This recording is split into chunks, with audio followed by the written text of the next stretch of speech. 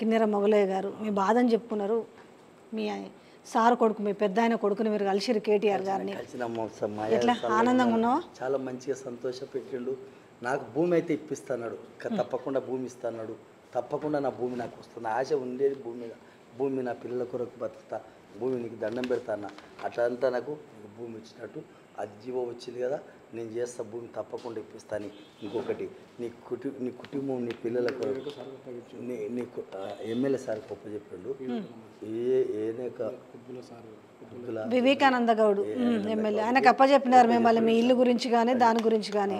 ఇంకొకటి నాకు 2 లక్షల రూపాయలు ఇచ్చి పిల్లగాని వైద్యం గురించి నువ్వు ఆయన గోళీలు తెచ్చుకోండి, మంచిగా చూపించుకోండి, నేను ముందుకు మంచిగా ఉండాలని సంతోషపెట్టాను. అమ్మ పెద్ద సార్ లేకని చెయ్యి సంతోషం చాలా మంచిగా ఉంది. బాణం నాకు ఆ భూమి వస్తే నాకు ఏమేం బాధలు చెప్పుకున్నారు మీరు? చెప్పారు ఆ ఇల్లు ఇట కాలేదు, ఇట కప్పు పడలేదు, ఇట్లా అయ్యింది, ఆలోచన లేదు, ఇల్లు కాలేదు, నా పరిస్థితి బాగాలేదు అని నేను అన్నా. అంటే ఆ ఇల్లు సంగతి ఉండని నేను చేస్తా, ఇల్లు కూడా చేస్తాడు. సరే తర్వాత ఇప్పుడు కాదు తర్వాత చేయను కానీ ఇల్లు చేస్తాడు. 2 లక్షల రూపాయలు ఇచ్చాడు. నా పిల్లలకు మంచిగా చేసుకో భూమి మటకం ఆ ఎమ్మెల్యేకి చెప్పిండు. భూమి మటకము నేను ఇప్పిస్తా, ఇల్లు కట్టుకో, ఇల్లు అమ్ముకోకపోతే ఉండని అన్నాడు. కాస్త ధైర్యం వచ్చిందా? చాలా ధైర్యం వచ్చి ఇల్లు కడతాను నాకు ఇంకా అయిపోయాను. నాకు ధైర్యం వచ్చింది. నా పేరు వాళ్ళ పేర్లు ఇలా పడిపోతుంది అంటే మంచిగా టైం ఇచ్చి మంచిగా మాట్లాడిండు. చాలా సంతోషం.